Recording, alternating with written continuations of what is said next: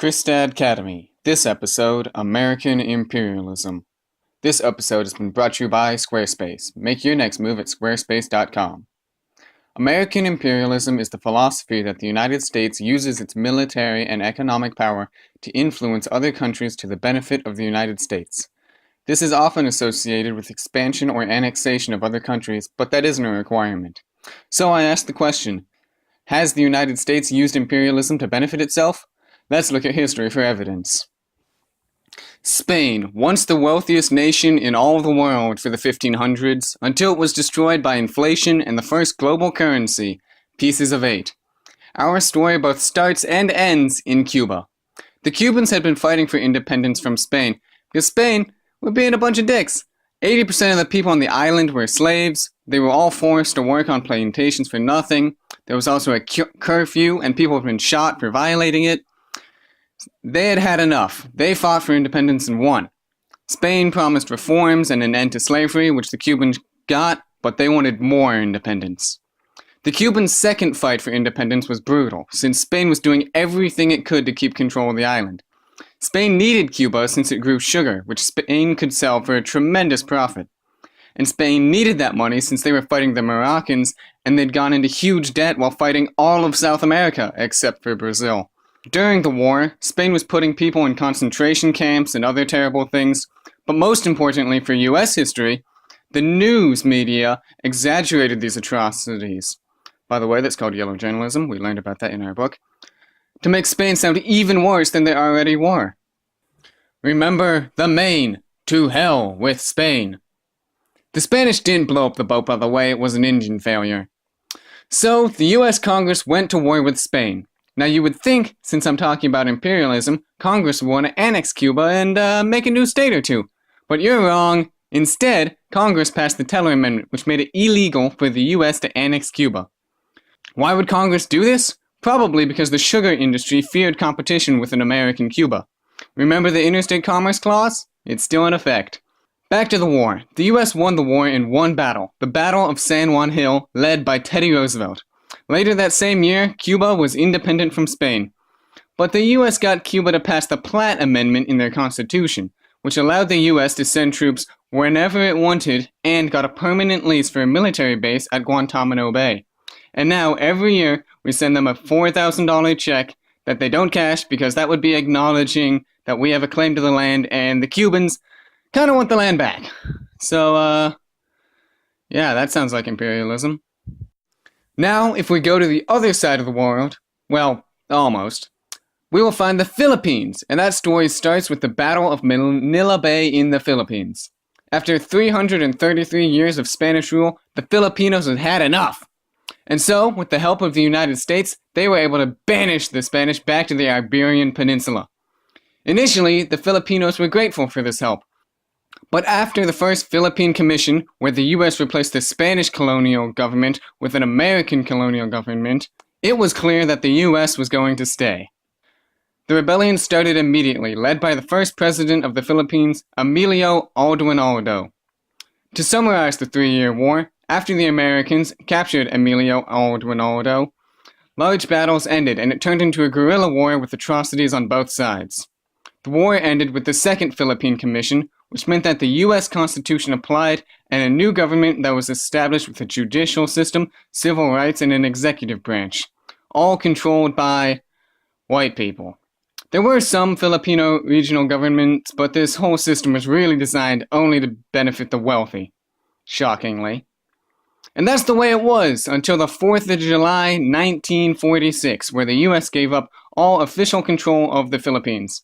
After a few years, the tensions had died down and we began trading more. In fact, in 2011, Obama had a 91% approval rating in the Philippines. But today, between Trump's immigration and Rodrigo's war on drugs, it's a bit shakier. Banana republics are a hell of a story. I really fell down the Wikipedia rabbit hole with this one. I could have easily done my whole presentation on this, but Miss Barnes didn't like that. So, our story begins in Guatemala in 1910 with Samuel Zemurray, head of the Coyamel Fruit Company. The president of Guatemala, Miguel de Villa, has just passed a new law giving tons of land to their main competitor, the Vaccaro Brothers Company, in exchange for building railroads and other infrastructure. This really pissed off Samuel Zimmerman since he couldn't make as much money anymore. So he got to thinking. Step 1. Use part of your McDuck-ass fortune to hire a mercenary army. Step 2. Give this army to your friend, former Guatemalan President Manuel Bonilla. Step 3. Overthrow the entire government of Guatemala and kill Miguel de Villa. And he did, and it worked.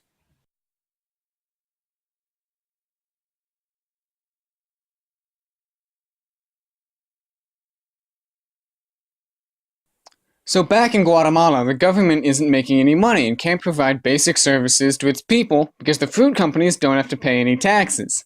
And they own all the banana exports. So, the United Fruit Company stepped in to provide these services. Unfortunately, because it was a company instead of a government, it only focused on infrastructure that would help the export of bananas out of the country, like roads, rail lines, ports, electricity, telephone, and radio towers. So now, United Fruit owns all the land, labor, and infrastructure needed to bring the banana to market. Other Central American governments followed or were forced into this plan, where the government gives land grants and tax cuts to the companies, and the companies give the government a modernized infrastructure and payoffs to the rich. And so, the Banana Republic was born. Sounds like a pretty sick gig, right? Yeah, for the top 5% who owned shares in United Fruit or the other companies. For everyone else, you worked on land that you didn't own for dirt poor wages. It was basically sharecropping, except you didn't get shares and it lasted until 1996. Then, one day in 1994, Guatemala had a democratic revolution, and the newly elected leader, Juan Jose Arevalo, wasn't happy with how the United Fruit was treating his people. So he implemented a minimum wage, universal suffrage, everything was looking great for the people. Not so much for United Fruit, because the more rights for your workers means less profit for you. Then, Guatemala got a new president, Jacobo Arbenz, who continued the reforms. So in 1953, United Fruit went to the US government and said, "Hey, look at this Jacobo guy. He's taking unused land and giving it back to the people. Does that sound familiar?" "Oh dear. By the way it's looking, Dwight Eisenhower, I'd say he's a dirty, collectivizing communist." So, he overthrew the entire government of Guatemala. Again. And from that point on, Guatemala was ruled by US-backed dictators until 1996. You could argue that Guatemala is still a banana republic today, kept in check by economic forces instead of dictators. After all, bananas, coffee, and sugar still make up 60% of exports, and 40% of those exports go to the United States. Anyway, remember how this happened all over Central America with different companies and countries? Turns out, owning all the exports of a country for almost a century makes you pretty wealthy. So I know what you're thinking. Where did these banana bosses go? Well, the Vaccaro brothers changed their name in 1991 to Dole Fruit Company. And what about United Fruit Company? Well, in 1976, their CEO couldn't take the heat, so he killed himself by jumping out the window of his own skyscraper. After that incident, some PR team inside the company changed the names to Chiquita Banana. And that brings us to today, the Iraq War, which is mostly a current event spanning 2003 to 2011. But I'm running out of time on this project, and since I accidentally wrote a DBQ on the Iraq War, I'm just going to read that and have no graphics. In the Iraq War, there was a significant information gap between what the government told the public and what was actually happening on the ground, largely on the true intent of the war and how the Iraqi people were being treated. The White House spoke favorably about the war in National Strategy for Victory in Iraq, published how they planned how to win the war, including short, medium, and long-term goals, and the price of failing if we fail to achieve those goals. Other international sources agreed with this opinion, where the UN National Security Advisor promised that ending the war in Iraq favorably would create a peaceful and prosperous nation that would be well integrated into the international community. This shows that the US was pushing for the idea that Iraqi freedom was liberating the people from an oppressive dictator and reinstating a new government that was friendlier to the US in an imperialistic manner. A major motivation for the US was the quest for oil. Iraq has the third largest oil reserves in the world, and after the invasion, the United States proposed a bill to the new Iraqi parliament that we helped to build the parliament, allowing the US companies exclusive rights to the oil produced in the country.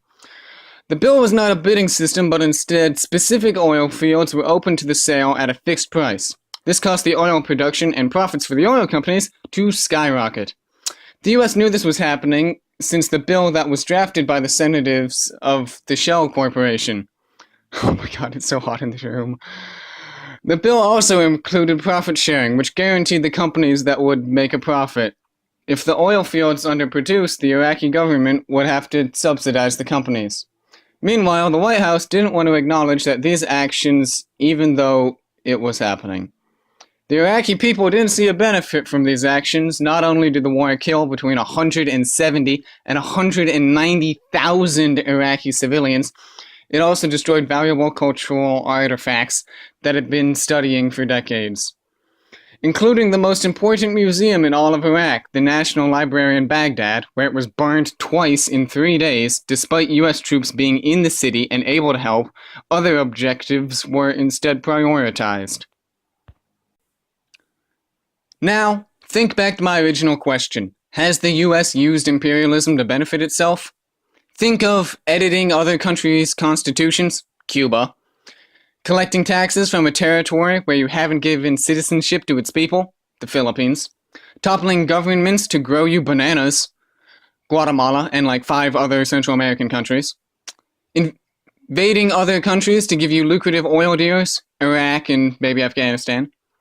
There's other examples I could have gone to as well, like American Samoa, Hawaii, Guam, Alaska, invading Mexico, Vietnam, that's a big one. Also the Panama Canal, the Louisiana Purchase.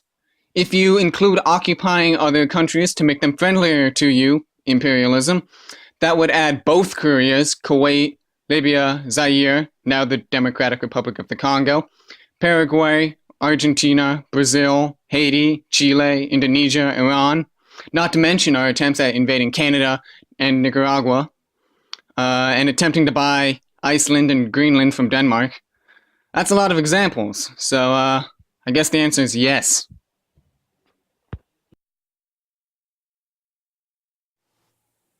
Oh my god, I'm so fucking sweaty. Except I can't open the window because then the audio quality would be shit.